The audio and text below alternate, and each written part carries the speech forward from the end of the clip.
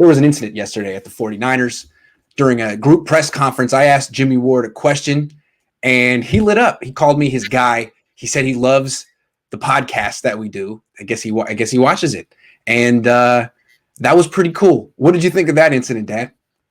I have to tell you, I watched it with Mom. We were first of all, we were blown away by how really sweet Jimmie Ward is. Mm-hmm. And when he realized it was you, Iggy, he lit up, and it wasn't phony. No, it's the way Kittle lights up when he sees you. The both of them, he just lit up. And so right away, my wife starts saying, he has to do more of this. He has to get these people on his podcast. He has to be like Joe Rogan and get people on his podcast. So I was thinking, for starters, you need to get like one-on-one interviews, Zoom interviews. Yes. Like Joe, you should be the Joe Rogan of football. That's my mom's idea. She thinks she just found out who Joe Rogan is, and she realized that he has 2 million subscribers. She's like, you could do that. You're better than him. You're better than him. I am better than him. Joe. But Iggy, he has 10 million subscribers. 10 million subscribers. Wow. Oh yeah. Wow. That's pretty good. I was with my grandson yesterday. I was babysitting him. He's 12. Yeah. I was spending time with him, and he was showing me videos. He's a gamer. Yeah. And there's this guy called Mr. Beast. Mr. Beast. Have you heard of him? No. 70 million people follow him on YouTube. Wow. Mr. Beast. I have 31,000 though. I'm proud of that. Yeah, I'm very proud of that too. So anyway, here's what we were thinking. You should invite Ward. Certainly, you should invite Jimmie Ward, and you should invite Kittle. These are guys who've shown they like you, and you could tell them in advance. It's going to be low key. It's like Joe Rogan. Joe Rogan almost falls asleep in his chair sometimes. Yes, he does. The FM voice. Yeah. Really low key. I'm not going to put you on the spot at all. Yeah. We can talk about what you want to talk about. Yeah. I would just like for your fans to see you in a more informal setting. Yeah. Now, I got more to go, if you don't mind. I got more to go on this. Jimmie Ward, you can just get in touch with his. You can't see these people. I want to explain. They're not in the locker room yet, so you can't go up to Jimmie and say, Jimmie, can we arrange it? But you could call his agent, Iggy, or text his agent. Of course. Yes. Now, with Kittle, his agent doesn't like you. Right. That wouldn't work. But you know what? Why don't you make an appeal to Kittle right now? And get him your email.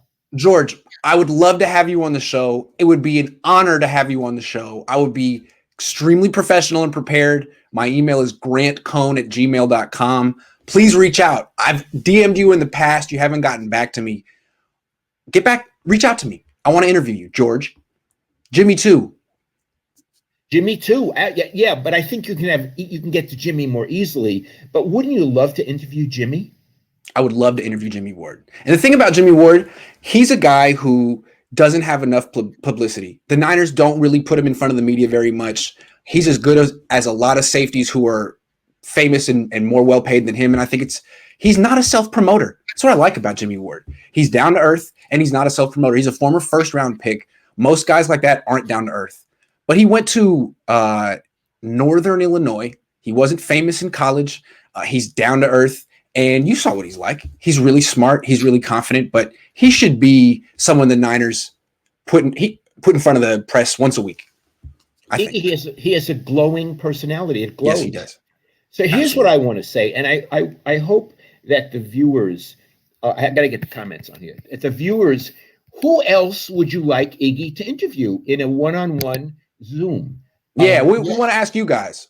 Yeah, what would you think? And while you're getting yourselves together, Iggy, name one other that you'd like to interview.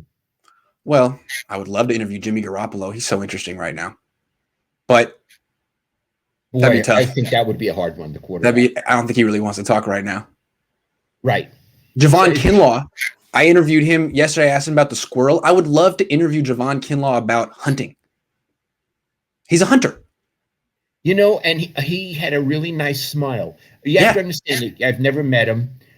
Boy, I think, interview him about hunting. Yeah. Not about football, about hunting. That's Jack Hammer's idea, by the way. He texted me this morning. He was like, you need to interview him about hunting.